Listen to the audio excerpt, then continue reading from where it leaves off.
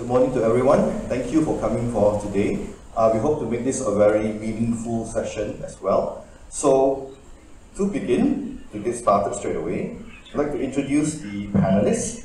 So, on my right, we actually have Miss Leslie Chem, okay? And you may or may not have recognized her from the photos, but basically let me just read out her biography.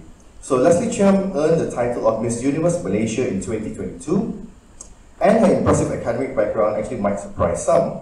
However, for those who have known her since her youth, her transition from being a pharmaceutical and health science degree holder to a national beauty pageant winner actually makes complete sense. Now, she's also known to be very hardworking, and with her persistent nature, Leslie immerses herself in various interests. Yet perhaps nothing has left her feeling as fulfilled as a commitment to helping those in need. So her volunteer work at local orphanages alongside her mother, combined with her own experiences dealing with poor mental health, has fueled Leslie's deep desire to make a significant impact. She's dedicated to raising awareness not only about mental health and related issues like cyberbullying, but also in advocating for orphan adoption. Let's give her a warm welcome.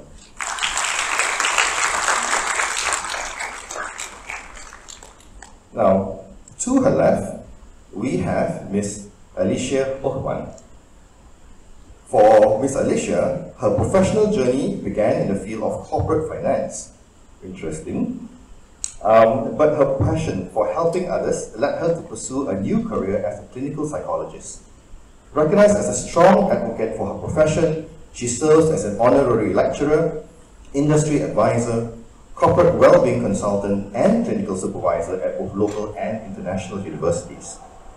Alicia's experience in the social sector has encompassed not only supporting underprivileged communities, but also the volunteers and staff working alongside them. She has recognized the challenges, including burnout and compassion fatigue, inherent in the helping profession. So it's something that we'll be addressing today as well.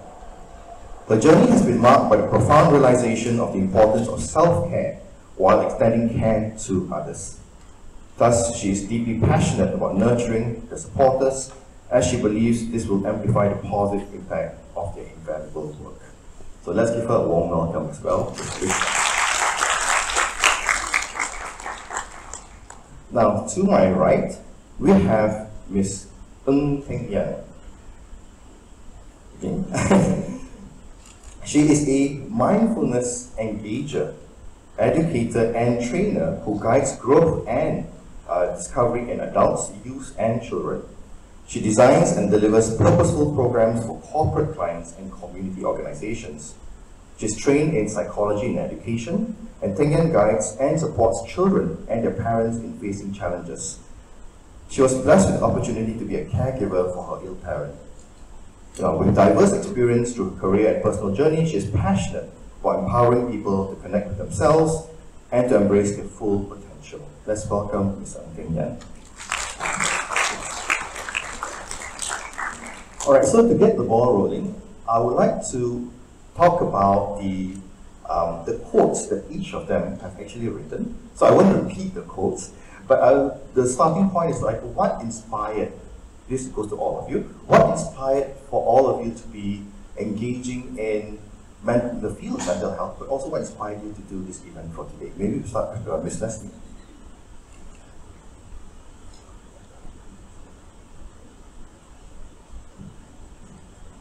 Yes. Hi, good afternoon everyone. I'm Leslie Chiang, the Miss Universe Malaysia 2022. It is such a great honor to be here today to share on my mental health journey and what is it about self-care that we are going to talk about later. So what inspired me or what motivated me to do what I am doing today is because my own experience. So I have anxiety since young, about 15 years old. And how I discovered that is, I didn't know this is the symptoms of anxiety. Like, I constantly can't really sleep for a week. Like, before something important to me, let's say I have a final exam or I have a performance, then about a week ago I will not able to sleep. I will look at my ceiling for a very, very long time. Only I can fall asleep until like 5 a.m. or 6 a.m. That is kind of serious situation that time because it affected everything in my life, like how I work, how I study, everything. It was affected. And then I diagnosed with it is after I won Miss Universe Malaysia. So I met a psychologist and she told me that actually you have like a mild symptoms of anxiety. So when I realized that, I also thought about the things that I have been through before this, which is cyberbullying. So when I won Miss Universe Malaysia it's a huge achievement. Just being honest, it's something that's very meaningful to me, something really big to me. But the next day, I was dropped from the sky, like really hard to the lowest ground because I got cyberbullied, and that is the worst case in my life ever. Like, I can't imagine I actually would get cyberbullied because it is not on me last time, right? So you just look at people, how they get cyberbullied and everything, but you didn't feel it yourself. But when I got it during the cyberbullying case, it was terrifying because I couldn't sleep for about 2 weeks, and it's always having negative thought. Once I wake up, it's about like how sad my life is. That's really sad because it is like winning something, but you have to be sad about it. That is exactly how I experienced it through my reign for Miss Universe Malaysia. And then I can't really have happiness in my life for about a month. I was always down. I just do whatever I need to do to prepare for the competition to USA for Miss Universe international competition. So throughout the journey, it wasn't easy. It wasn't happy at all, I would say. That's just an honest expression of today. I just want to share this experience, and I hope that in my sharing of my story and how I recover from it, and how I actually having so much more confidence in myself now, and how I recover and heal myself from this process could actually help people. And one of the fun facts I wanted to mention, as I have said in my quote, I say everyone is a human being, and you are entitled and you have the right to feel what you feel right now. Like, let's say today you wake up and you feel down. That's completely normal because we definitely have these days. It's not always waking up, it's like bright, smile, So I hope that everyone can adapt this situation. Like, if you're sad, then take it inside of you and find solution to feel better. Yeah, and just now I was talking about a fun fact about myself. So I have been through a career test with my mom. So before I went into pharmaceutical study, actually I went to a career forum. So they have this test asking a lot of questions, like about 50 questions, and then they will eventually tell you what you should do, And then you know what? I am actually meant to be psychologist. Yeah. The test was actually psychologist. We still have intake open, Dr. Sri. Thank you for that.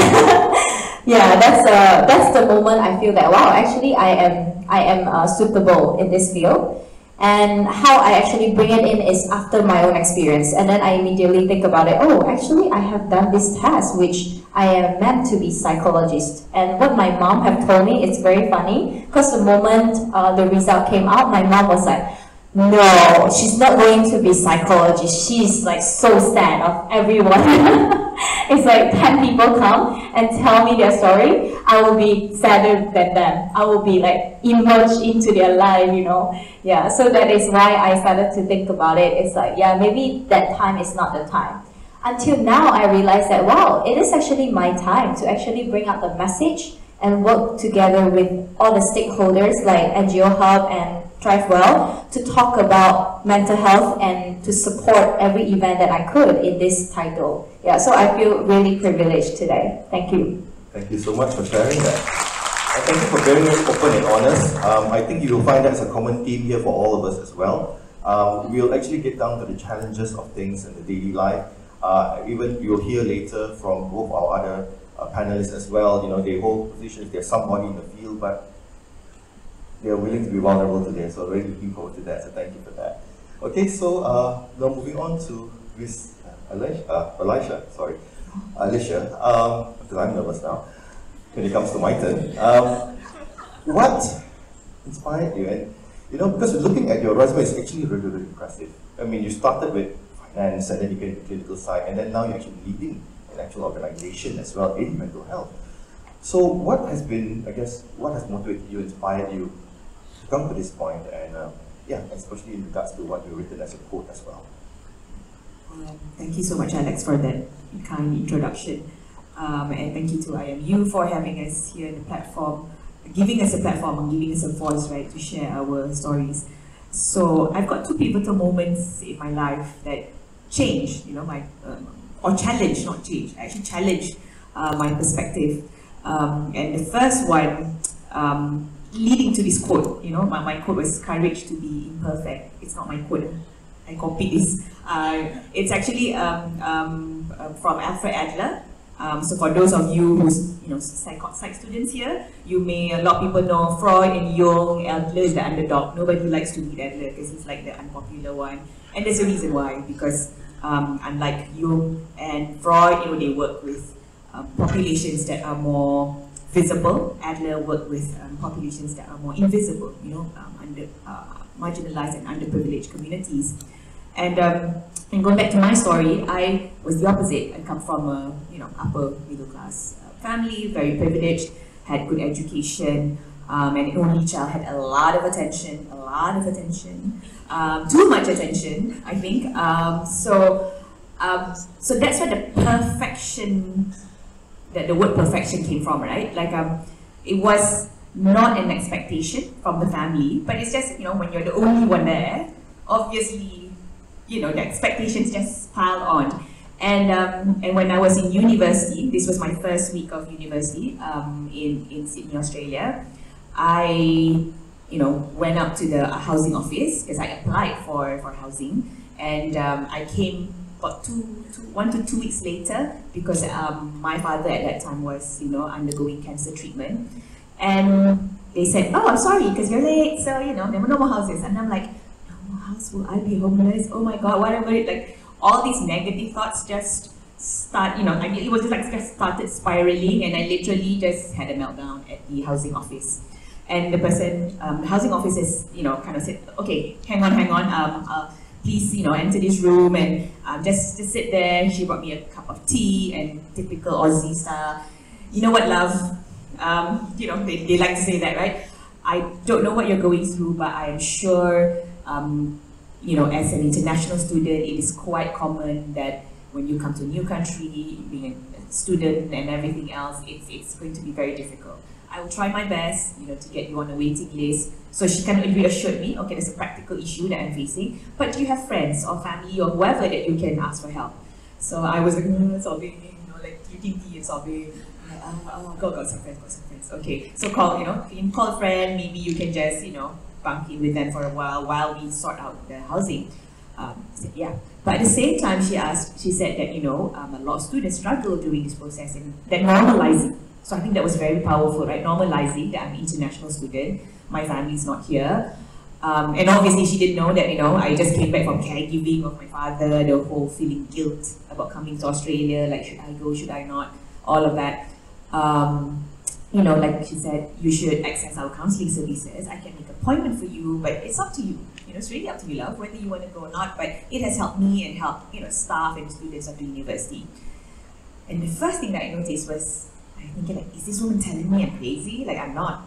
But here I am sobbing, drinking tea. I'm like, okay, clearly, I think this intervention is needed. So I did. I took up the courage to go up to go for the first counselling session, and I continued on about 6 to 7 sessions, and it really changed my life. Because that stigma, that self-stigma, I thought I was going crazy or whatever, like, why would I need help? This expectation of being perfect, perfect, I have to do everything. And on top of that, I was kind of failing one subject as well, So I was struggling academically, emotionally. But what the counselling helped me to see is like, hey, you've got your social support here. I've got friends in Sydney. And although I was under this pressure cooker, you know, from my family, I also have a scholarship program where when you get a C, you have to write a letter to your guarantor saying, I apologize for not meeting the expectations and this is what I will need to do. So that, all of that, so when I talk about perfection, all of that just piling on, so I'm like, okay, how do I have that courage, right? I just felt discouraged, to be honest. At that moment, I just felt discouraged. So when I had the counseling services, it totally changed my life. I was able to graduate on time, and then I realized it was because of my privilege of having this good education in Sydney, Australia, where the university staff is trained. They're trained to speak to people in distress. They have the services, which was part of the tuition fees. So there was no barrier, even though I had my self-barrier. It kind of like, there's just one barrier that I have to face. Everything else is provided for. I just need to rock up to the counseling center and have that session. But when I came back to Malaysia, I realized that, oh my gosh, the barriers are like 10 barriers there. I worked in corporate finance. These are highly educated people, very alpha personalities, and yet none of them knew what mental health, the importance of mental health. And seeking help was stigmatized. They think, yeah, you're weak. So again, back to that, oh, I have to be perfect, weak, you know? So, but somehow I had also a leader who was very compassionate. I think he's you know, I would call him like, you know, he's got that compassionate leadership, right? He spends time with me and say, you know, you're good with people. Something that you probably want to pursue further, you know? He thought it was HR or industrial psychology. Then I retrained and became a clinical psychologist. So that's one pivotal point in my life, right? How to get help for myself. That how do I overcome this expectation of perfect? That seeking help is not about being, it's like being imperfect and being vulnerable. It's okay, it's a human condition. But you need support. You can't do it on your own. Particularly for me, like everything is on my own, being an only child and whatnot. And then second part, I think the pivotal point was that, you know, at that point I was in an NGO providing, in a way, support to marginalized communities. And obviously when we're working with communities that have high adversities, the risk of secondary trauma, compassion fatigue is there because they are, you know, they're experiencing a lot of adversities that some of us may not understand, may not have experienced. And what I didn't realize, like even in our own team, we had a volunteer, international volunteer, who came and was struggling herself. You know, she had her own mental health lived experience. But because, again, self-stigma, and of course when she came to Malaysia, oh my God, Malaysia stigmatizes mental health so much. So she didn't feel comfortable to share, even with us, even with me, even with my co-founder, Ivy, who's sitting right there. We asked, you know, we thought we were being open, we thought we had the culture, like, hey, people can be open to talk about it. And that challenged, again, our perspective, like even in a mental health organization, this volunteer did not feel safe. Yeah. And again, so I think that's two parts of how that inspired me to be where I am today. Oh, okay. Thank you so much for that. Okay. Can I ask a clarifying question? The lady you first met at the housing office, was she like trained in mental health support or psychology or something? I didn't quite ask her whether she's really PFA or anything like that. But if I'm not mistaken, when I went to the counseling office, I just kind of asked. She said that the university trains them to kind of identify students in distress. Not necessarily providing the support, but they're trained to know how to signpost. Meaning, if they see a student in distress, it's not their role to intervene directly, but how do I get students to move, you know, to the right services? It's such an important point that you don't have to be the one to be helping directly, but being aware of and knowing what to do, and then referring to the right resource is the key. Yes. So something we all can learn here. All right, thank you so much for that. Okay, so now we'll like to hear from Ms. Nyan as well. I know there's going to be a very interesting story coming as well. So can you tell us about the challenges that you face and what motivated you to do, you know, like mindfulness as an example? Because I think that's one of the key factors in regards to your profile, but also, you know, what led you to that journey as well. Ms. Nyan. Hi everyone, I'm Ting Yan. So, like our moderator mentioned, I'm a mindfulness engager at Zest Connection. I'm also a trainer and a teacher, so I work with adults, youth, children. So I've got all these different experiences in education, psychology, mindfulness. But what I want to share today about this theme of caring from inside out is something that's personal to me. It's because of my journey in the past 2 and 3 years that I've been a caregiver. I've been a caregiver for my father, who's been ill with a serious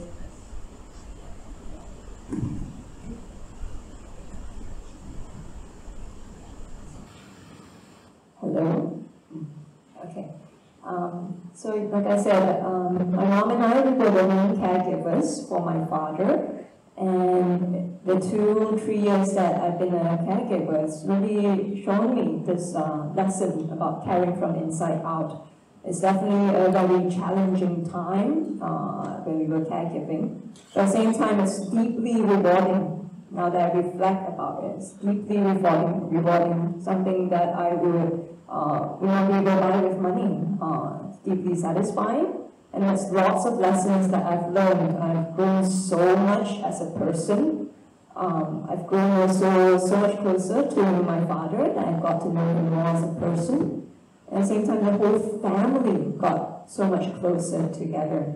So there's a lot of lessons I've brought along, and there's a lot of loving memories that I cherish in my heart. And one of the lessons that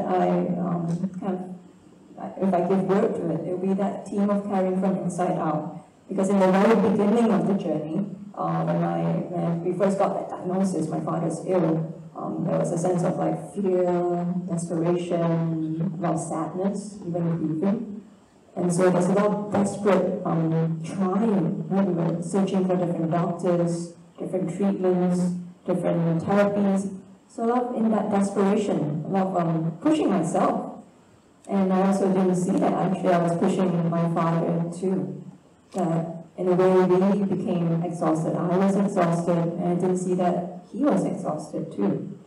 So then later on, I realized that this was what's happening. Took a step back to kind of calm myself, to understand what's going on, and to see that, hey, what is the cause behind this desperate, frantic search? It's this fear, this sadness, this worry, and then I can come to terms with it, and I'm more okay with these things in myself, that I want to care from inside out.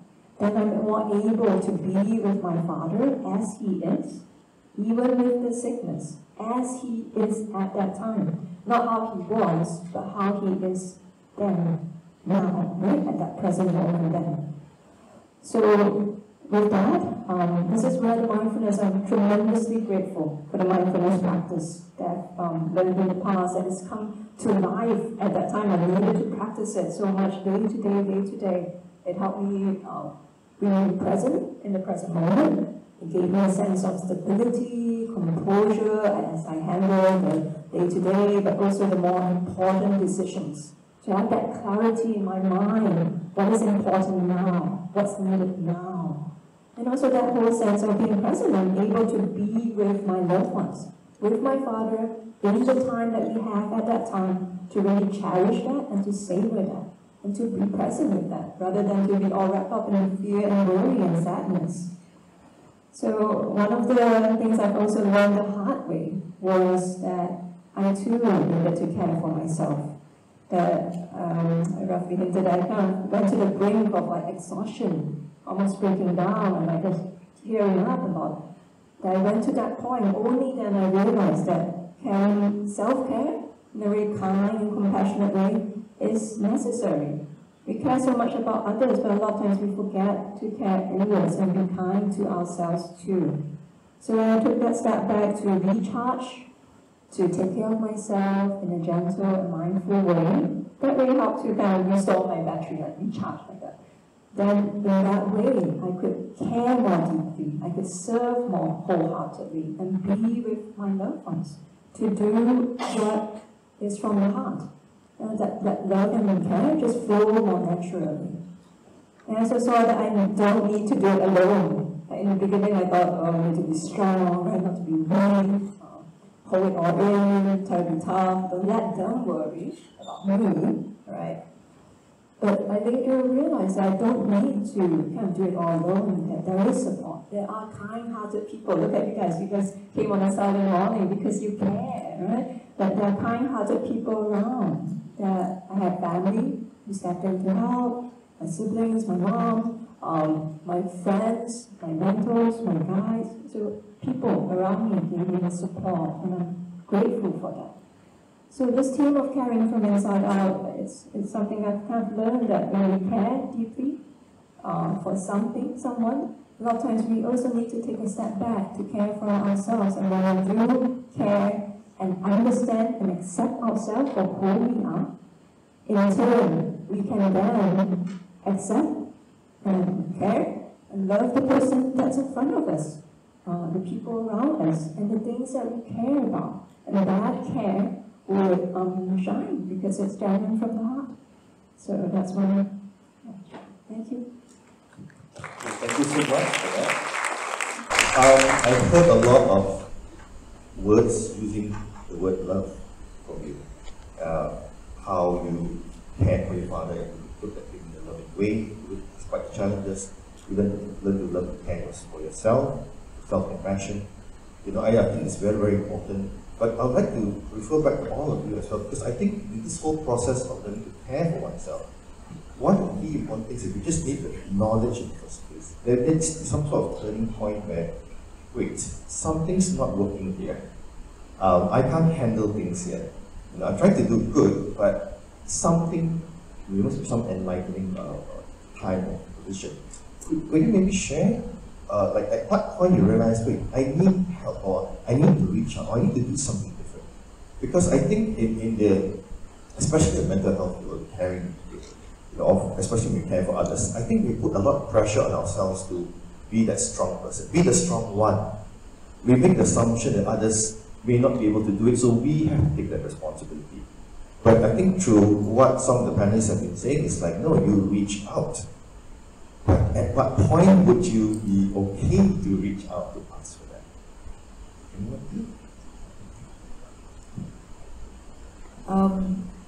Well, I think when I shared the story earlier on, that's kind of the what not to do in a way. Hopefully not to reach to that point where it escalates to a point of crisis. So I think what I'm trying to advocate is that it starts with us, right? So whatever our response, our feelings, our responses to a certain situation which we feel uncomfortable, and it's not, not just uncomfortable, but something that you feel, for example, okay, maybe I'll give an example of a therapy session, right? When a client brings in a distressing situation, and helping, as a helping professional, obviously I'm trained to be able to, to go through the process. But if I feel like, hey, after the end of the session, I feel angry, I feel the emotions, it's not the normal kind of empathy beyond that, then I know something is amiss. It's about me, it's not about the client. And this is exactly what I experienced after we had the volunteer in our team, right? Having the crisis, and we as the organization had to support her. That was the point of compassion fatigue, because 2 months later, I went into a therapy session, and the client did share something, which is on a regular day, I'm able to provide, whatever that I'm trained for. But on that day, after the session, I'm like, wow, I'm so angry at this client. Why? And I know it's not the client, so there's something there. So I think that's the first point, the realizing how it affects you. Because when you realize, you have the awareness, then then you're able to take that next steps. Yeah. And of course, the next steps depends on awareness first. And unfortunately, you work with people where you know what the next steps are, because you're working with other colleagues and all that stuff. But Leslie, as an example, from what your story mentioned, not only did you get the cyberbullying the very next day, but you also had to fulfill all the obligations as Miss Universe Malaysia and be professional in the public domain. So how did you handle that? How did you, manage yourself during those challenging times? That was very tough. Honestly, it's always putting mask on myself. Yeah. once I off my home, I am always on my mask during that time. And I realized that is a huge problem because what I portray to the public like this, it's totally wrong. Because I'm showing the perfect self. It's like, this is not a human, you know, that kind of feeling. It's like, she's always collected, calm, or even, you know, during this downtime, she's still very happy, she's smiling to everyone. That is totally wrong because I'm not feeling right. Then when I attend any event, I should not talk so much to other people maybe because you don't want to spread negativity. Meanwhile, you're not feeling good. Then you just try to, like, you know, isolate yourself a little bit maybe during that event, during the downtime that you have. So during that time, I was someone like that, was like showing my smiley face and everything. And on social media, I'm always like friendly, happy, and this perfect human being, this perfect woman, I would say, because you're carrying this title where everyone assume you to be perfect. Like whatever you do, when you eat, you're always the graceful one. When you talk, you have content in your talk. You know, everything like that. It was so crazy, and I realized that I might get schizophrenia in that, you know. So it's like a split personality. Yeah. Correct. Because I'm still a human, I like to laugh. I like to express myself too. I like to, you know, sometimes you laugh, you don't want to cover your mouth. That's just normal, you know. So after that, I realized how I actually become like better is when I truly love myself. Like I love myself not laughing with my mouth covered, you know, like something like that. So I think the first step is definitely talk to yourself first. Like, what do you really want? Like, do you want to put this face forever? Then I answer definitely. It's like, no, I don't want to do that. No longer, not anymore. I don't want to do that fake self anymore, where I just go out and if I feel good, I talk to people. If not, I'll be isolated a little bit and I'll talk to them the next time or I will text them later, you know. So I think talking to myself is the biggest lesson that I've learned during my reign and my journey, yeah, I would say. That's great, because I think that inner dialogue is so important to be what we call congruent with who I'm portraying in public domain, but also who I really am. And that's the challenge, right, in the mental health field. It's like we are somebody, and people will assume that we should, like my quote, "Doctor, heal thyself." You know, that puts on the tremendous pressure that if we have a particular training or background or profession, that we should be able to handle that at all times. But we need to be realistic. We are human too at the end of the day. You know, so I guess I would like to follow up with Mr. Yan. Then it's like I as a parent who's needing some care right now, and I'm what is known as the sandwich generation. So I have to take care of my elderly parent, but I also have to take care of my kids as well, and I'm feeling pressured as well. I'm trying to be the good son, I'm trying to be the good father, but it's starting to get hard. And not to mention being a male, right? Males are tough, we can handle it. We don't talk about emotions, we don't talk about our feelings. So it's getting to the point where I'm realizing I need some help and some support. But I would like to refer back to you in case of how you dealt with your father through love. I'd like to maybe to expand a bit more on that, because I think with love is good, but don't we also have limits? And where are those things and what do we do then? Thanks so much, Alex, for sharing your experiences too. I think a lot of us, maybe we have our own lived experience and something brought you here. Yeah, the love that you mentioned.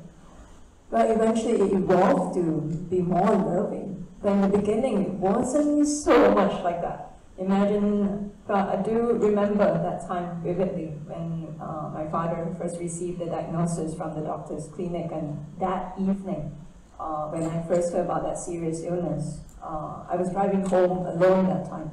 And in the car, I was just crying and crying and crying. It's as if with the diagnosis, my father has already died. My mind already jumped to the kind of worst case scenario, right? Our minds kind of tend to do that. As if our loved ones has already died with that diagnosis. We don't even know if the diagnosis is fully, like, 100% correct or not. So I remember crying, but when I reached home, I was trying to be strong. I cleaned up my tears, I tried to look composed. I didn't want them to worry about me because I was to break the news to the rest of the family.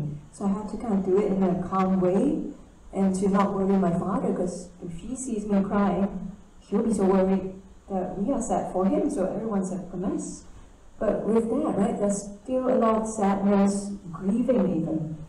That sense of loss has already kicked in. That I wasn't really acknowledging was all brewing inside. That fear, desperation. So as I mentioned just now, with that, we were in that doing mode. We just seek treatment, second opinion, third opinion, right? Different therapists, we were trying different things. We were desperate, and I didn't realize how it was. I didn't really see that process clearly, that all this pushing, it's as if what we were doing then was never enough. That I always felt as if what I was doing was not enough, and we were doing the next, what more we could do. But we really want our loved ones to get better. We really want them to be well. We don't want them to be sick. And that's something natural, right? But in that loving, sometimes we don't see this wanting, this desperate wanting, that we are not really being with reality. I wasn't accepting the situation. So when I could see all that when it was pointed out to me, it took friends and advisors to kind of point this out, that then I slowly kind of had to feel that sadness, that fear, that grief that was in me. And when I was more accepting of that, to kind of say that I'm human too, that these feelings too belong, then when I was okay with that, then I can be okay with my dad. Because I didn't see previously that all this pushing was driving him quite exhausted too. Like he was trying this, and also to please us. He wants to also do that too. So I didn't see that he was exhausted, and I didn't see that I was exhausted. So in the beginning it was this kind of complex situation. So eventually it evolved to be love, but in a gradual process. It began with acceptance first. Like accepting that these difficult feelings were there, to feel them, to allow them to be, but to allow them to fade as well. And to allow for that kindness, that love in the heart to come up. Because then I can then be with my dad as he is, not as he was. Because of course we have these ideas of our parents, our loved ones, of who they were. My father was a father figure for all of us. He provided so much. He was a caring father. So we had all these ideas about him that was no longer, right? He can't be that anymore. So to love him as he is now, despite it changing day to day, week to week, month by month, despite it declining. It was a chronic degenerative disease, so things change. So to kind of accept that moment by moment by moment. So that was kind of how the love came in, that hey, then we were able to do what's needed peacefully. Not stressing myself out, not stressing him out, and with more peace and love. So we kind of pacing it. We weren't forcing ourselves. We weren't like denying the reality of the sickness. It's okay that it's there. We'll still do what's needed, but we'll continue to do it peacefully. So that's one quote that really helped me during those times. So I brought it along, and then I'll just read it out. Just do your best in adjusting. Everything is perfect in its own way, provided by conditions. So it's a word of wisdom quote by Zest Connection Advisor. So it helped me to realize that, hey, it's all right the way it is, and what we're just doing along the way is to adjust. Moment by moment, we're just doing our best. He's already trying his best. I'm already trying my best. Everyone's trying their best in their own capacity. And bit by bit, we'll just adjust. And the whole journey became more peaceful, more loving, but also, yeah, the whole self-care bit, so we can kind of explore that a little bit more too. But yeah, these quotes, we offer them for free, so feel free to drop by our Zest Connection booth later. And these are some of the quotes that really helped me in those difficult times too. Hey, thank you. I think one of the key things I gathered from what you just said was learn to accept things. not always comparing to how it was or how it should be or what we hope for, but accepting things as they are and valuing those moments, right? That's challenging, and this leads me to the next part. Maybe some of you, maybe all of you could share, like, what do you actually do then to get to those points? Because I get the idea that you're honest with yourself, you acknowledge the moment, you're self-compassion, but maybe some of you could share, like, what do you actually do, or what are some of the techniques or methodologies? Because we get a lot of advice in the media, take care of yourself. Okay, how? Read on some strategies. Okay, what strategies? Where? And then sometimes we get lost in what is posted online or what's written, and even with the best of intention, sometimes it's not necessarily accurate or good information. So I would like to take the opportunity here. Maybe you could share what was your techniques or what you do. So maybe the audience can actually go back and practice some of these things today itself. So anyone like for listening? So this one actually, I got it from social media, but it is actually just how it inspired me by what he said. I forgot the guy's name, but he's someone who is talking about art all the time. So to me, art is actually really important in my life. Whatever art is, like musical art or drawing or sewing things, all of these are actually part of our life. I would say if you lack of art, it might not be as fulfilled as you think. Like maybe you like something else, you love your work, you love your friend, but art is a different form of things, which I find it is really, really helpful for me because music is a big part of my life. It's just like when I listen to some music that I really like the lyrics about, and then when I find out, what is behind of these lyrics, it actually touched my heart, and it actually heal myself also. So this is part of the routine that I always do. Like every morning when I wake up, I will put something on which is really hype beat. I really like hype beat music in the morning. So I will do it every day now to make myself feel even better. If I just feel good, it will make my day even better. So I would suggest people to start with art. I would say that. Could we clarify a bit more and say, do you produce some of the art? You admire the art? I mean, could you elaborate a bit more on that?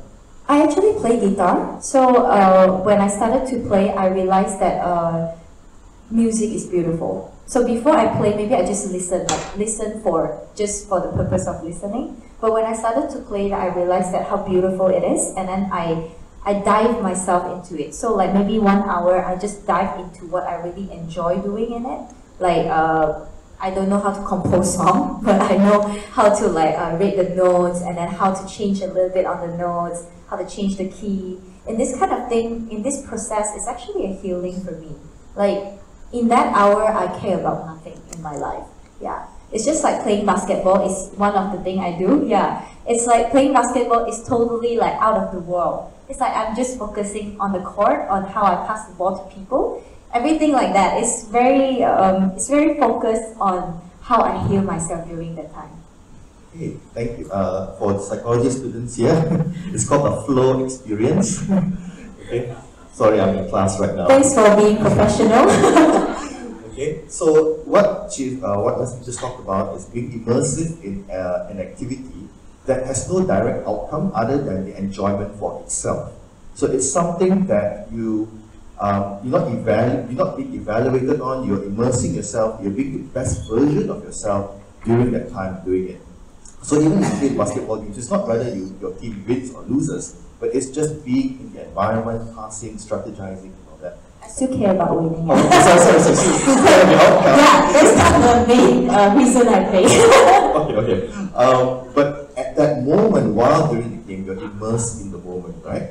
Okay, so that's one thing. I think it's a very good point there. Finding something, and a lot of people, they say they don't have time to expand on their hobbies, but start with hobbies on something that could really, you can be the best version of yourself doing that activity with no direct outcome that is necessary for anyone else other than yourself.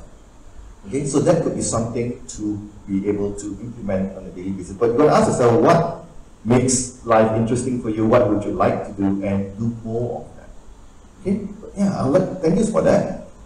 Yes, you still like doing. Got it. Okay, so maybe we can go on to Alicia. Lastly, I definitely agree because creativity is the essence of problem solving, and a lot of our work with our beneficiaries and clients is really about providing that safe space for people to solve problems. But if you're not creative, then you may not be able to think from a different perspective, right? So anyway, for me, I think what has helped, and I see a common theme, even in our work at Thrive Well, is actually the social aspect of our well-being. And why I say this, because about 80% of our success and failures are actually due to our environment.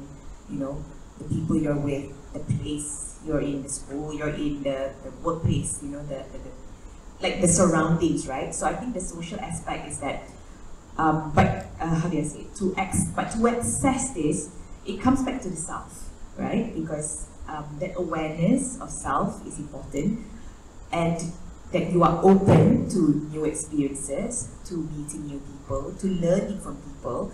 And how you get to this level is actually you start with the smallest things, the daily life, the daily activities. Like your room is cluttered, like my room is most of the time. I have to make time to just, okay, let's organize things, because that helps with your mental space, physical space. You're not accidentally keeping something, on the floor. So it starts with the small things. We always think about, like a lot of the parents that we work with always think like, hey, to strengthen family bond, you need to go for this mega holiday at the end of the year.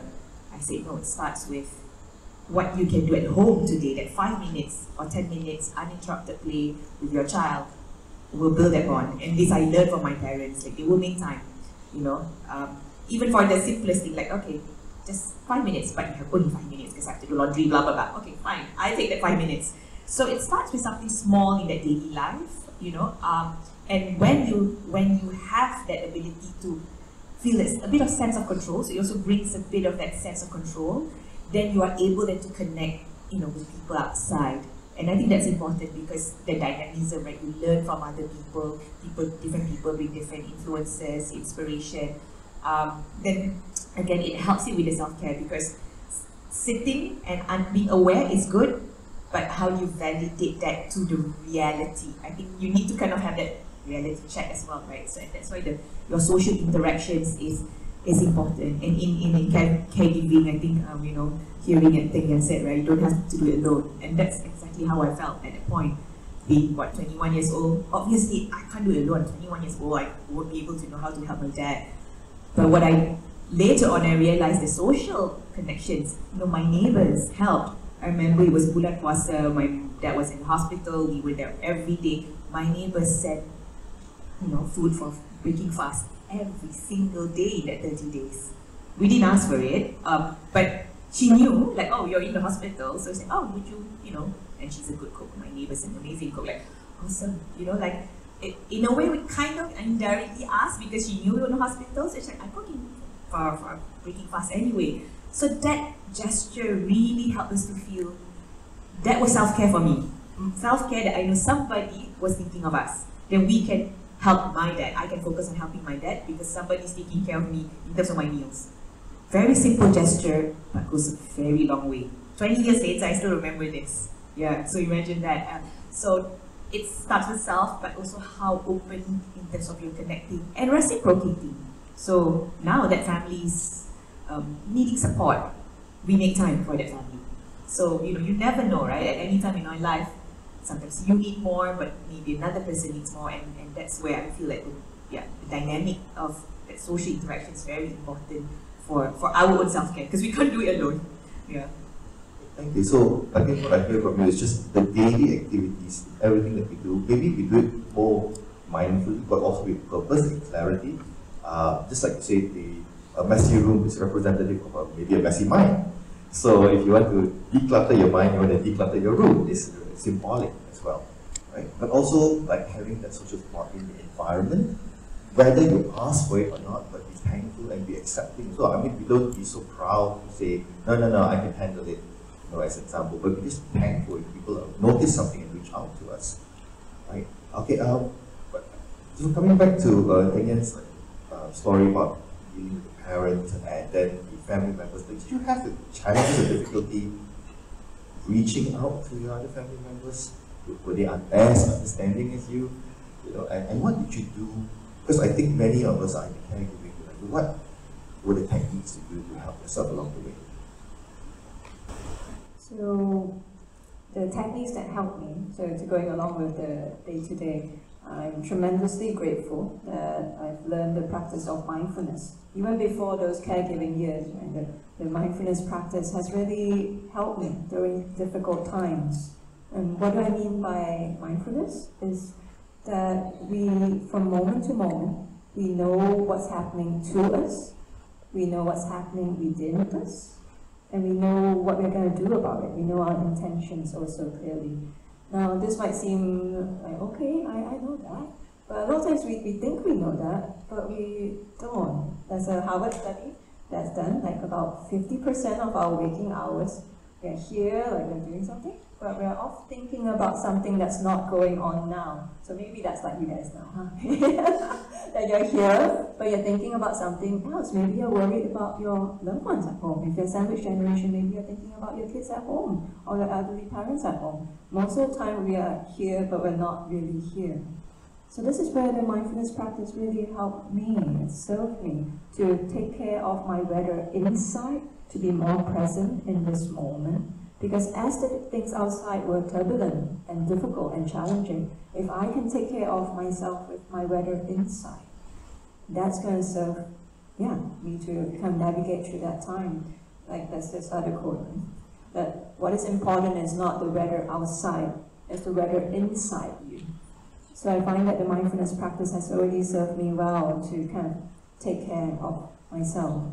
So that was the practice that I kind of relied on. And it's something we can slip in day to day, because we can even try it out now, like even at this moment as I speak to you.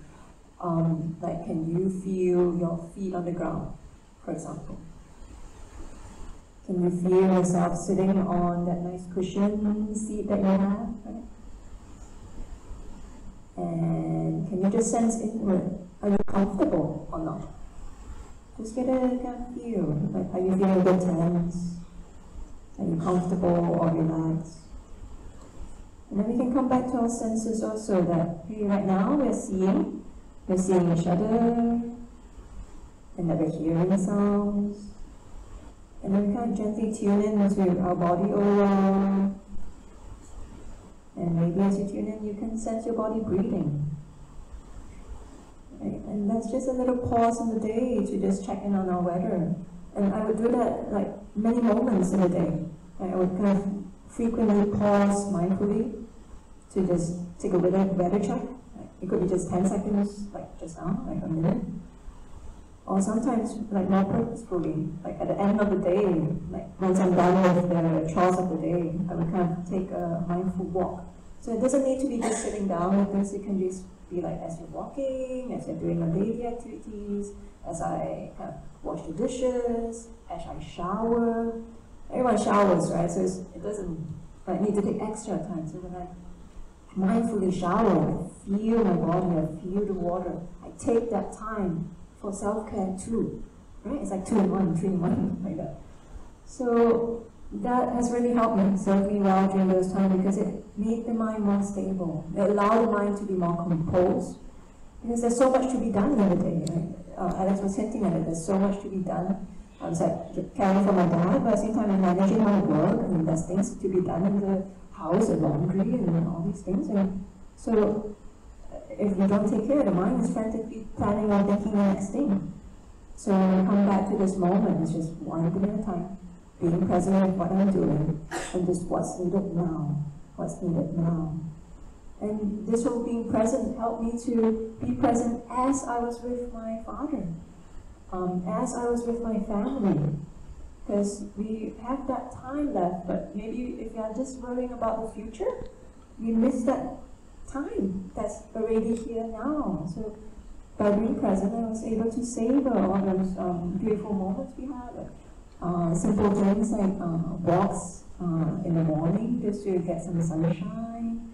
And we would kind of cherish like the times in the evening. We would just sit in our garden, look at the trees, have a long chat. And we have this beautiful good night routine. We would hug each other. We have this thing about 3 good things in the day, right? To be grateful. So what are 3 good things? And we would kind of take turns to say it, and then we say like, are you contented today? And of course every day we would say like, because we say, yes, we're contented. We're so thankful to each other and thankful to ourselves. So there was a lot of love, hugs, it was very beautiful. And sometimes our cats would come along too, and they know it's good night time, so they want to come and say good night too. So these kind of practices that help me to mindfully be in the moment with my parents, with each other. But the sibling part, the family reaching out for help. In the beginning, I didn't, it was mainly that mindset block that I have to be strong. I have to hold it together. I didn't know it's okay to ask for help. The Daikajie doesn't need to, the elder sister doesn't need to do everything, right? And sometimes our siblings, maybe they don't know yet what to be done. Like everyone's out of their comfort zone. Like we didn't have this serious illness in the family before, right?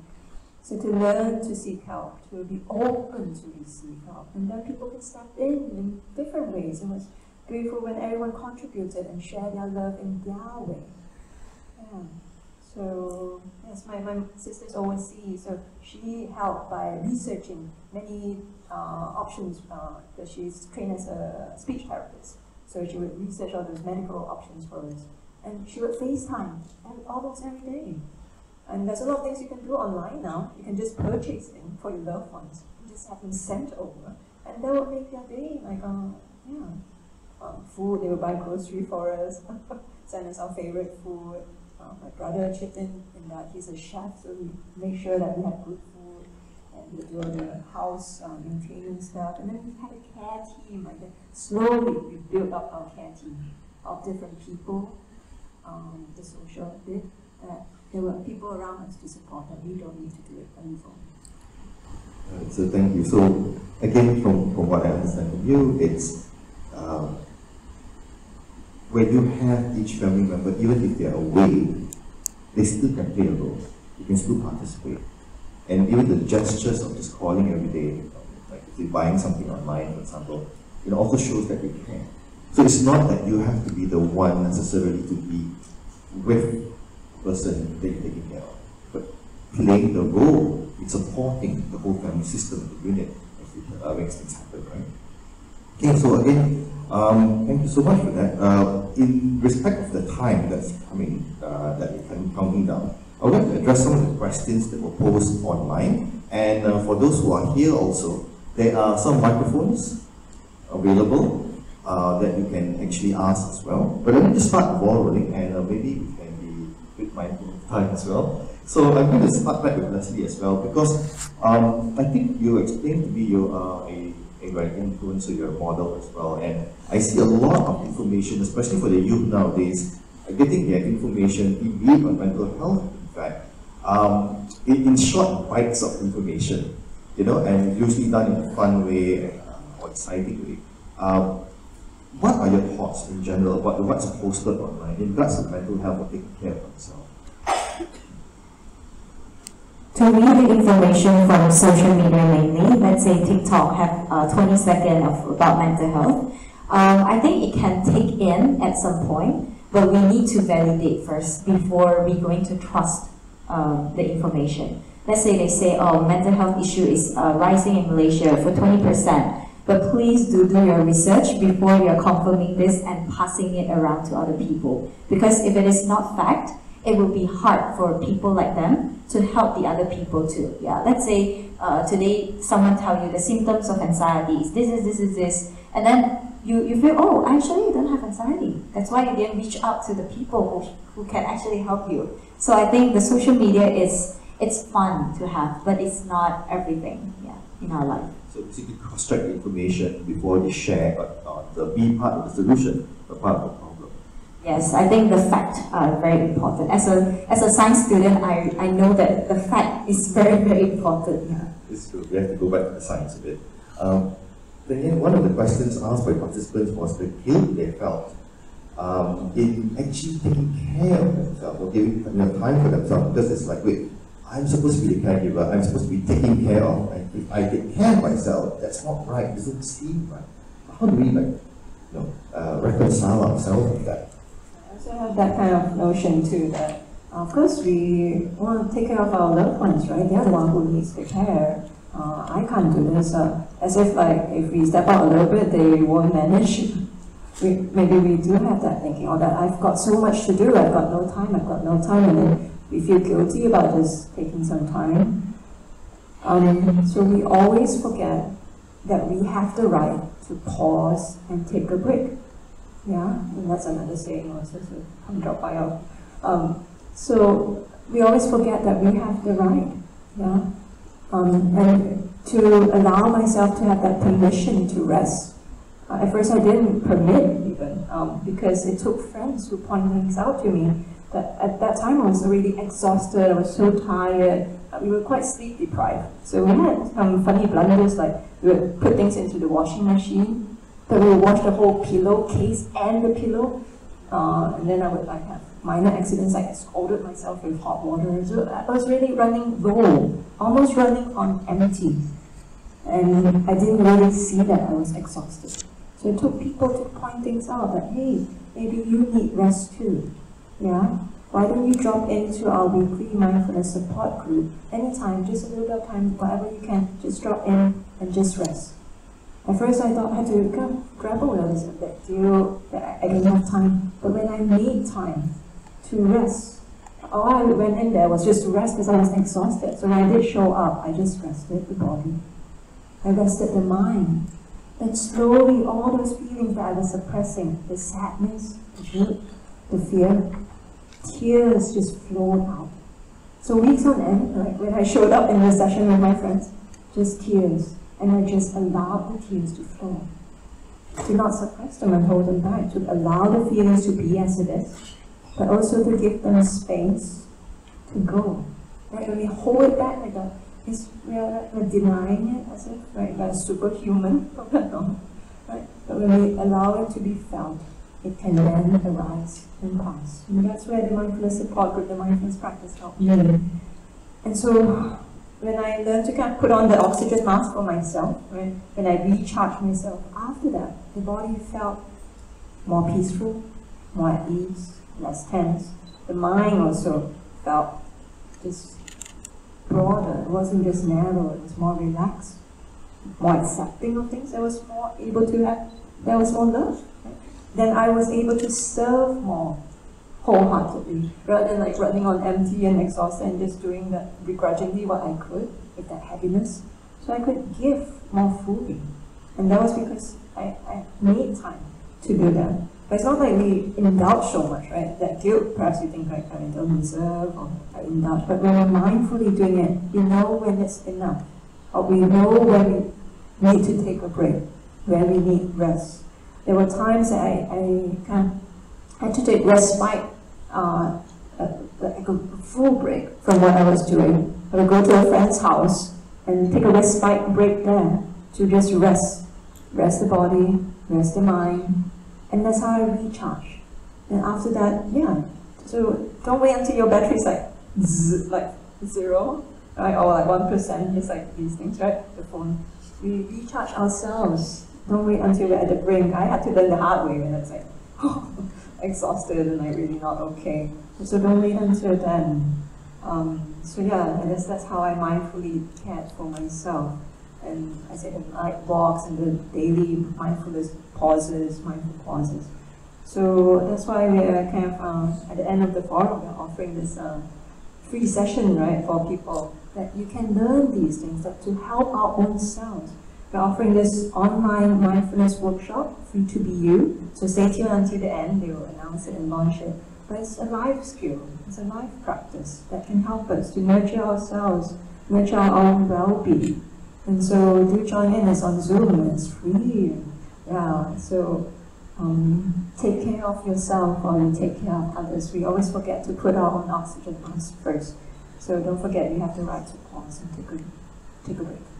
Could I just add, I mean, there are parallels, right, Timmy, and you're sharing in relation to the family, which I totally agree. I mean, I experienced similar things with caregiving of my father, although my mother was the primary caregiver, we were kind of secondary. I think the parallels is also that to have that time away, and I know it's a luxury for a lot of people, especially the primary caregivers, because usually the person who needs care would be very dependent on this primary. But as secondary caregivers, then it is our role to kind of step in, or you find support or outsource help somewhere, or expert help to just come in for maybe a short period of time. So I think the parallels is also in the helping profession. So I like to quote one of our advisors and my supervisor, Dr. Alvin Ng, right? When I approached him to ask, when I wanted to transition to mental health, he's literally saying, like, I think it's good that you come from a non-mental health because you need a life outside of mental health. To stay in this field, you need to have a life outside. So, I still remember that that first meeting with him. It's like, oh, okay, because he said, oh, I doodle. That's what he said. He's quite famous. He's Alvin Doodles. So that's also something. Of course, in a caregiving in the family perspective, you can't completely just leave the family, but that time away is very important. But in the helping profession, for those of you, whether you're a social worker, mental professional, medical worker, you need to have a life that's different, like slightly different. Whether it's running, whether it's basketball or art. I think that's very important because that's where yourself is you focus on yourself. Because at work, naturally you're being selfless, right? You're thinking about your beneficiaries or clients, but you need to know where you stand in your own your own body, your own mind. I think that's very important to have that other world or other interests. Absolutely. So staying very grounded, not in the profession, but outside, just for yourself is key. Got it. Thank you. We have a question, and maybe Alicia, I'm going to ask you this one. There are some people who wrote about working for organizations that reach out to people, but within the organization, sometimes the culture can be questioning of, let's say, if you have to take some time off to recharge or anything like that, but you're seen as maybe not as productive, or you shouldn't be. Why are you taking too much time away, or why can't you be able to handle this? So it's almost like in the helping profession field, we are trying to reach out, but also trying to take care of ourselves. But when we take care of ourselves, take time to take care of ourselves, we are almost like judged within the organization. It's like, wait, what's wrong with you? So yeah, how any thoughts on that matter? This is a topic for another forum. But I think it goes back to, like I mentioned, right? A lot of our well-being is related to our environment. So that's why, like, when in this question, the environment or the organization itself may not be seemingly not as supportive. I think it comes back to us as well to understand that very often, so I'm coming from a leader's perspective or from the system perspective, a lot of the helping professions in Malaysia are under-resourced. So it starts with that. Most of you have experienced that. If you're working with an NGO, we want to do A, B, C, D, E, but with only A. Okay. So that actually kind of perpetuates the system, right? Like that's perhaps, I'm just hypothesizing, perhaps the reason why they're asking why do you need to take so much breaks is because we don't have enough people in the team, and our beneficiaries, there's a whole waiting list. I think this is what happened during the COVID situation with the healthcare service, right? It's a long list of people, but very few that can provide that service. So naturally, again, that's where the demand versus supply doesn't match. And that's what essentially what burnout is, right? When the demand that's put on you is beyond what you're able to. Yeah, whether your capacity, ability, competency, or tools that you need. So I think this is again having a again, I don't know the organization, but I think the first step is to have that conversation with whoever your direct managers or supervisors in terms of what are the things you need to be effective. So of course you need to take time off, but why I think to also ask why do you need, I mean, obviously all of us need time off, but what do you need? Like if you're on the verge of that burnout or compassion fatigue, what helps to prevent that from happening? Yeah. So have that open conversation if you can. I don't know. Yeah, that's the thing. Some organizations you might not be able to. Your peers, so maybe those who are more experienced, perhaps they have a strategy, the fact that they're experienced in the field, they may have some skills or some ability or even to talk to the management or managers about it. So that's more on the practical side, but I think on the personal side is also, I would say, going back to burnout, some of the things that can help is, like, you know, when you said science, right? Facts. What are the information that can help you to, or skills that can help you to be more able to? Yeah, and I think we had a question, just a pre-discussion about volunteers in NGOs, you know. Obviously, big hearts, willing to help, but not necessarily volunteers are trained in this kind of work. So it's actually about the competency. So if the organization is not providing enough training, then that's something that perhaps we can start by asking. Like, I would like to be, you know, I would love to be more involved in this work, but I need more knowledge, skills, because that actually knowledge and skills help to reduce burnout if you're able to. But also assess. Again, that's the extremes of organizations, right? But also have your boundaries. Like if you know this organization is not willing to listen, not willing to make the changes, or not willing to provide what you need to be effective, then it goes back to you, the awareness and what are the decisions that you need to make for yourself. Thank you for that. Again, so at this point, I'd like to invite questions from the audience. If you could, you just come up to anyone with microphones here and state to whom, which of the panelists you would like to answer, but also please state the question. I'd like to invite audience, anyone? Thank you. Yeah, okay, we have the gentleman first and then, okay, the lady first, thank you. Can you state your name? Hello, saying hi. So my name is Nadra from UCSI University. I actually have two questions. One is for Miss Leslie Sham and another one is for Miss Alicia. So do I go one or right away? One at a time? One at a time, alright. So for Miss Leslie, my question is, because image is very important, what do you recommend for a person who is in your position to do about your mental health while you're facing it but still having to perform? Thank you so much for the question. I think it's such a good question. I would say finding the balance is very important because as a public figure, image is one of the main things in our work, in our job, in life. And I would say that what I have been finding balance is I will take my mind and remind myself as in I want to improve myself. Let's say how I sit today, how I eat today. It's actually an improvement on myself, which actually makes myself happy too. So I think in this process of being a better self and also telling myself that I wanted to do this, I wanted to improve, and I feel good about it, that is the main thing to care about my image. Meanwhile, I can stay happy as well. Thank you. Thank you for answering. For Miss Alicia Othman, my question is,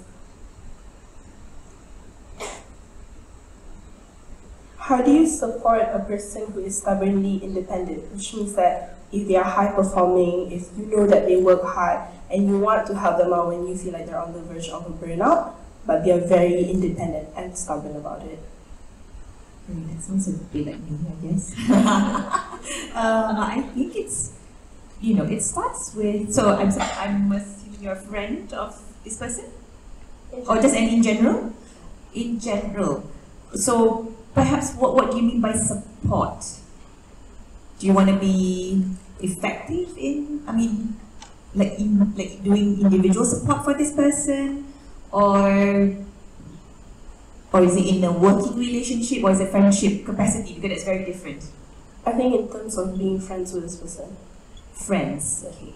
I think as friends, it always, again, I go back to the awareness of self, right? And a person will, this is classic, I think in mental health we always say that, for example, a person who has a gambling addiction, right? if they don't know that's a problem, they're not going to do anything. Everybody can see that it's a problem, but the person itself is not aware, and if they're not aware, they would not take that first steps. So as a support, I suppose, for this person, okay, we're talking about a person that you think like high achiever, stubborn, on the verge of burnout, but not seeing it. Start with, I think a practical, maybe just some practical tips is that when you say the person is not seeing it, what does that mean? Because if you can see it, then it's something visual, something tangible. Is it sleep? Is it food? Is it the behavior? So it must come out somewhere, right? That's why you're concerned about this person. If not, this question may not even arise today. So I think just show care, and just show care. Like, hey, I noticed. And sometimes it's as simple as that. Hey, just want to invite you for coffee or whatever. Just check in. How are things with you? Most of the time, people, if you offer that, I think a lot of people would take that up. Like, hey, I'm stressed. Blah blah blah blah blah. So it starts by just listening. So listening and trying to understand what the person is going through, and then validating them. So even though they may not take that first steps, that one conversation with this person will help, as say your friend talking to you, will help them to kind of, hey, I told her about this. Most of the time people don't want advice. Correct me if I'm wrong, for those in the room, right? When you want to talk to a friend or someone, even caregiving, right? I don't want my friends to solve my problem. It's just like, just listen to me, like I'm going through this, And if if I do need something, or like my neighbor, she's got a practical problem. You're in the hospital, you're gonna eat sandwiches only, which is nice. And yeah, we can survive on sandwiches, but it's nice to just have a good meal. Okay, good. So again, think about your relationship with your friend. Offer that space. I think offering the space is the first start. Just have the conversation, have a safe space. So LUV, love, listening, listen, understand, validate. You don't have to get advice. You don't have to point it out right away, like, hey, you're not sleeping. She won't listen to you. That's it. Door closed. So just listen, like, hey, how are things? You seem busy. And then let her or him, share. And then usually it flows to the next and the next and the next. So I think just focus on the listen, understand, validate. Most likely the person themselves that they're sharing with you will, as they're chatting with you or having a conversation, you will realize, oh, I told her about that. Maybe I have to do something. Yeah. It's not your role you're not responsible for this entire person's life. But what you can do is giving that space for the person to have those safe conversations. Thank you very much. All right, thank you so much. Can we have the gentleman ask a question? Can I just have a show of hands? Who else would like to ask some questions? One. Okay, yeah, go ahead, please. Hi, my name is Luhan, and my question is, how do you draw the line between caring for yourself, self-care, self-love, and then also kind of pushing the boundaries, when we face challenges, being persistent, it's also about facing uncomfortable feelings, but then there's a line somehow that you feel like you keep pushing yourself too much, and then you feel burnout, and that's where you so is it like how do you see this? Is it a ding dong between these two? How do you find the balance? Thanks for the question. I think it goes hand in hand. We just have that notion that a lot of times we think that for us to excel, we need that pressure, the high performer, like the first lady you asked about a friend, like we need to be perfectionists and we push ourselves, we need to almost punish ourselves, right? And be really stressed out to get to our goal. But we forget that there's other ways. Right? We can do it peacefully. When we care for ourselves, it doesn't mean we just slack off, we care for ourselves all the time, we just go to the spa, take a holiday for the whole year, that kind of thing. We care for ourselves in a genuine and kind way. A lot of times we forget to be friendly to ourselves. A the thoughts that we have in our mind, we don't examine them. A lot of times they're the ones who really, you wouldn't say that to someone, right? Well, I know that in the past, I've got these thoughts that say, I'm not good enough. Even though I went to Stanford University, I have a master's in education, I have all these achievements, but I didn't think I was good enough because I didn't really care inwards for myself.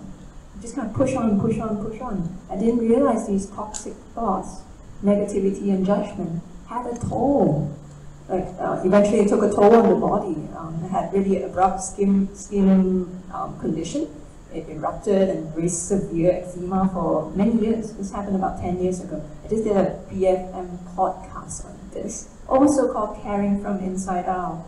And I kind of shared the journey that if we do care for ourselves inwards, perhaps beginning with simple things like I told you about showering, right? You shower every day, you might as well take that time to mindfully be with ourselves. Don't bring the thoughts of work and other people into the shower. Just be with yourself as you shower, feel that, take those time for yourself.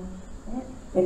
Before you eat your meal, like, can you just rest for a little bit and then mindfully eat it. So all those different things that we're carrying. Right? I had to start with those things, like I put lotion on myself, right? Those kind of simple everyday things. But then eventually it became a love, a sense of really grounded in that kind of confidence, composure, self-love. It's not weak. It's not, being a fuzzy. It can motivate you because you want to be the best version of yourself. You want to be the best carer for whoever you're caring for. You want to be the best version of yourself at work. But you can do it wholeheartedly without like putting yourself down. Why didn't I do that? Why didn't I do that? Just stress yourself out over what you didn't do, what you think you should be done, haven't done. But you can't embrace yourself for who you are, to accept that. And that would make you go for your goal and enjoy your journey too. Is that helpful? There's a lot actually that you said there. But would that help to answer your question? Yeah, in a sense. I think it's hard to find that balance because sometimes it's like easy to just kind of like, oh, okay, I need more rest, I need more relaxation, I need to more and more, and then you go to the extreme of, well, some people then it's like, oh, okay, anything difficult I don't want to do. I guess I'm speaking from interacting with a lot of people. You know how they say some younger people, strawberry lah, this give me a bit of difficult task cannot do already, I need to protect my mental health, that kind of thing. So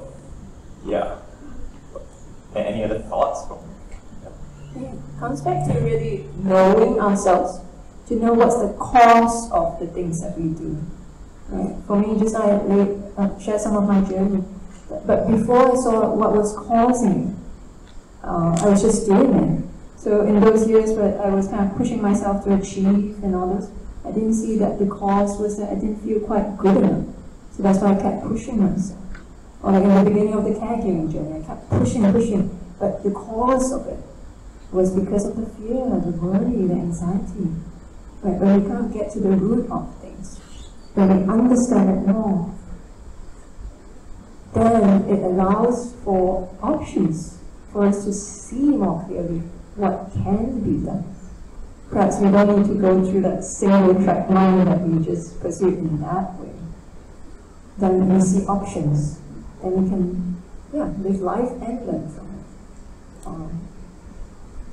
it. If I may, for me, I think it would be a constant re-evaluation of where that line is. Sometimes that line is far away, there's I've got lots of resources, I can deal with things a lot, I can handle a lot. But sometimes that line gets closer and closer and I'm realizing, oh, I'm reaching my limit. And sometimes the line will be at my feet. I'm like, oh no, I reached my limit. So it's a constant re-evaluation of how much I can actually handle, being very true with myself in regards to what I can do or what I can't do. But I know that if I take time for myself to recover, then I will be able to handle more in the future. But I need to make it clear also to the people that say I'm helping, that I need a little bit of break, or I can't I can't handle this week, right? But next week I can. So it's almost like re-evaluating, constant re-evaluation of where the line is, so that you know it's not a hard line, but that line does move. Because those who are dependent on you will continue to be dependent, but for yourself who can give, you need to be very honest with yourself. How much can you give? Because if you give too much, you're going to break down in some shape or form. So that line has to be constantly re-evaluated based on how much resources and time and effort you can give. If you can't, then you put all that to yourself to recharge in order to help later. Would that be, yeah. Could I just add that I think when we talk about balance, we think it's a neutral word, but it's a form of perfection.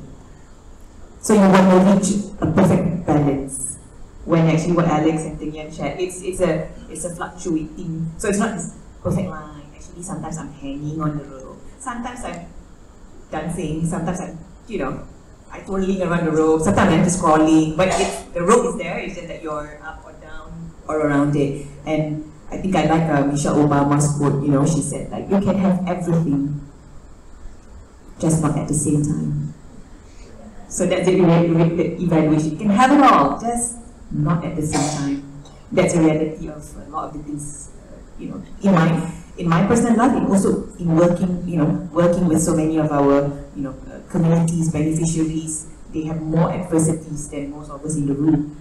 Those realities are even real for them. Like they want to have a lot of things, but there are adversities, and same as us. Even though we have the opportunities, it's still not 100%. It's never 100%. So yeah, we have a. It's about being aware of your capacity at that moment. Being aware of your capacity at that moment itself. And that can change moment by moment. So you have to just be aware. Thank you. Thank you so much for that. I will turn to this side of the hall. I think I saw two people who are interested. This gentleman, come forward first. Thank you. Then after this, we have one more, and then we'll have to end.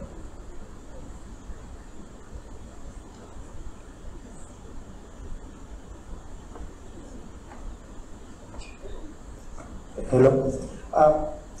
My name is Isan, and my question is to Ms. Tengah.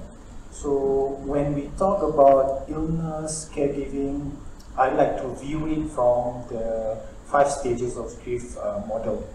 So we have denial, angry, bargaining, depression, and last but not least, we have acceptance. We talk about acceptance earlier, and there will always be times where we have questions like, why me? Why now? Why not someone else, right? So my question is, how do you advise, what is your advice to get rid of these wise questions in order for us to get the acceptance that we need?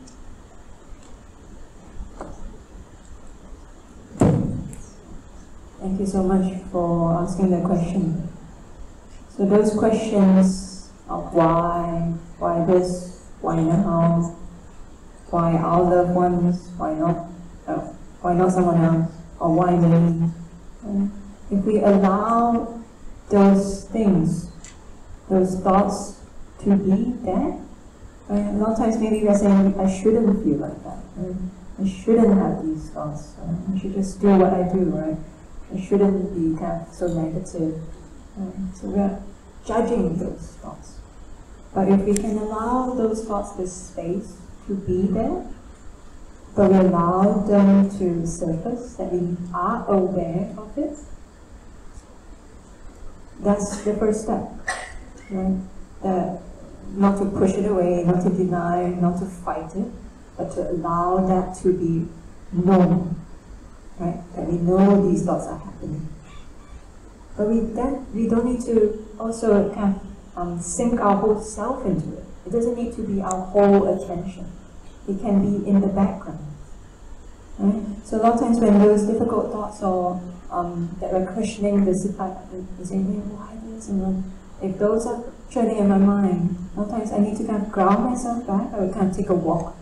Those mindful walks have just been my lifesaving. So I would kind of walk mindfully, just come back to the moment, and rather than just thinking, I would just come back to feel the body as I walk.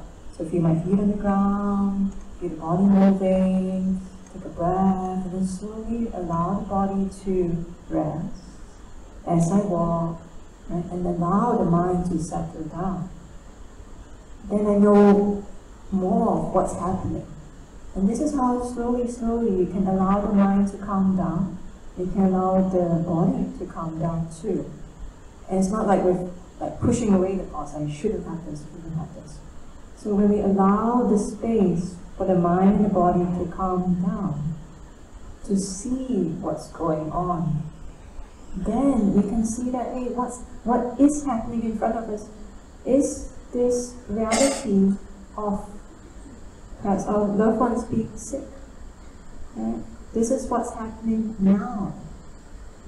So my thoughts of this is not reality, even though we want it. That we want them to be well, we don't want them to be sick. What happened to them? These are not reality, right? It doesn't match. So when our minds are calmer, we can see what is reality. And then we can see what is to be done, but in a more peaceful way, without adding that layer of judgment, negativity, blaming, bargaining. Right? That we can come to terms with this reality at this moment. It might change later, but at this moment, that whole adjusting, right? We are just adjusting moment by moment. And so when we can see what's going on, first it starts from ourselves. When we can see what's going on in our own minds, in our own hearts, to accept that sadness, grief, those thoughts that ongoing, but we allow that to settle, then this is the space where acceptance can come up. That we can see that this is what it is. Sadness feels like this. Suffering feels like this. Being sick feels like this. And we can be with it. We can be with it with more care, more kindness. This is how I had the presence to be with my father when he was sick. That when we are okay with ourselves, we can be okay with them being like this. This is how we offer that acceptance to them too. Okay. One last thing I saw ahead. Is there anyone else who would like to ask a question?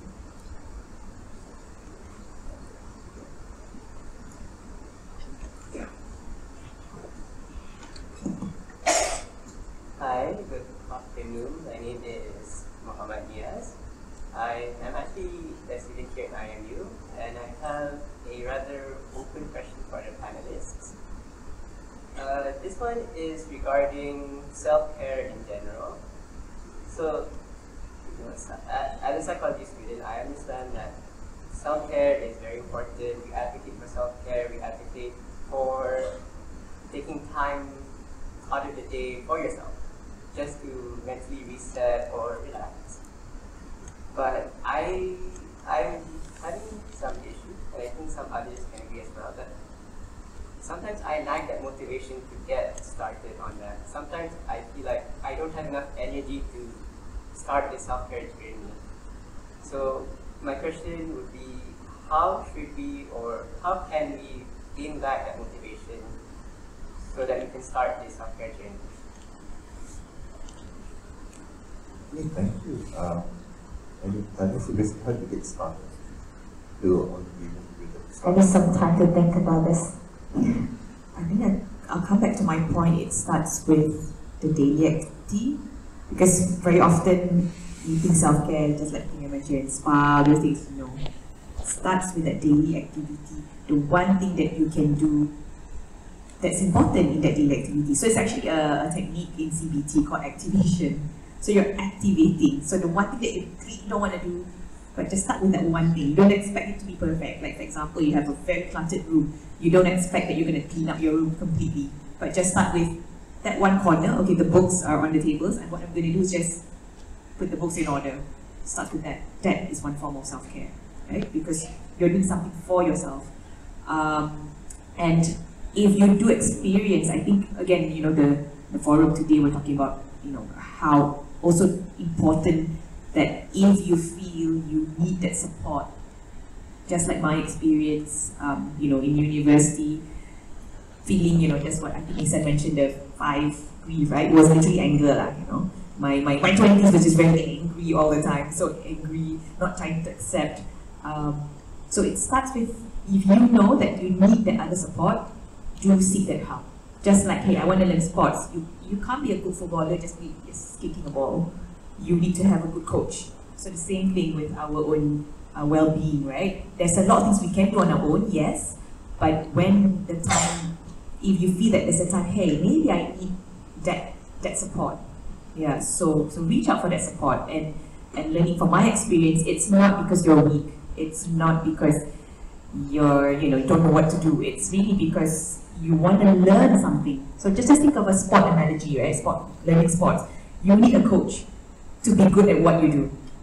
You can learn through YouTube or watch other people or play with your friends, but you'll never progress. You still need someone who's trained to kind of guide you through that process. So I think anything with it, mindfulness, therapy, coaching, even learning how to ride a bike, you usually will fare better when there's somebody else teaching or coaching you and guiding you along the way. So I guess that's probably my takeaway. If you feel that you can't start yourself, then bring someone in, because that will, activate the journey. Come join us for the mindfulness online workshop. Yeah, it's free. Yeah, but also I think the way you're phrasing your question, it sounds like it's a mindfulness journey, as if it's like it's long and it's going to be taking many steps. There's a Chinese proverb or something that says like the many-step journey starts with that first step. And for me, that self-care, self-love is starting now, here. Right? I mentioned the Harvard study, right? A lot of times we're just not really here. We're not really even feeling our body. What is self-care? We can't even feel our body as we sit here. Are we feeling tense? Are we feeling okay? Can we come back to feel ourselves, be with ourselves, when we can connect inwards like that? And then we can sense what's actually needed. A lot of times I ask myself that question, what's needed now? And that would change moment by moment. Perhaps the body physically needs rest. Or that perhaps at that time I needed to kind of reach out to friends for support. Or perhaps it was those times that I needed that respite, like I needed that few hours away. So I asked myself, what's needed now? So it doesn't need to be a lot. It could be just that at this moment, hey, what I need now? You can ask yourself that. And it can be brief in the day. When I had that journey of realization with my skin, it used to be all kind of the pus right now. I kind of torture myself so much with the toxic thought that the skin bursts off. And I started with just the daily things. Like Alicia was saying, just when I take shower, I do that mindfully. When I put on lotion, I do that mindfully. When I eat, I do it mindfully. So then I just come back. Those things you're already doing. It's just connecting with yourself as you do that, to engage with your mind, your body in that way. So that many-step journey starts with just simple things now. Yeah, so actually how they explain remind me of myself getting some questions from social media constantly about how I keep motivating in doing workout. So people, if they have followed me for a few years, I have non-stop working out, but I have been taking break as well. Like maybe in a year I will be having 2 months break, never work out at all, eating everything, like really just snack or whatever. That is my relaxation time when I take break from working out. But what motivates me to do workout is actually, I take it as a task. Like every day, I will try to remind myself that, oh, later I will have a 2 p.m. gym with my personal trainer. And then I will go there as a task from the start, from the beginning, okay? And then after a few sessions, I feel, oh, I actually enjoy a lot. So that's why the 4th, the 5th, I will keep doing it and doing it more frequent. So that is how I actually started. I usually would take it as an important meeting, I would say. I actually reply them in social media. I say, from the start, you just have to take it as an important meeting. And then after that, you can try to enjoy yourself with what you like to do. What you mentioned, like self-care, maybe your self-care is just taking a bath or just normal breathing, taking your time for 5 minutes break or something like that. You just have to remind yourself as a task from the start, from the very beginning. Yeah, that's my take. Thank you. Okay, thank you so much for all the questions, including the time that I know I'm so sorry that we have gone a bit over time. So we've actually come to the end, and can we have a round of applause for our 3 panelists for today? Thank you so much to each and every one of you for being very open, sharing your personal stories as well, and hopefully each one of you would have been able to gain some insight from something that you can take away to do and practice in the daily life. There's no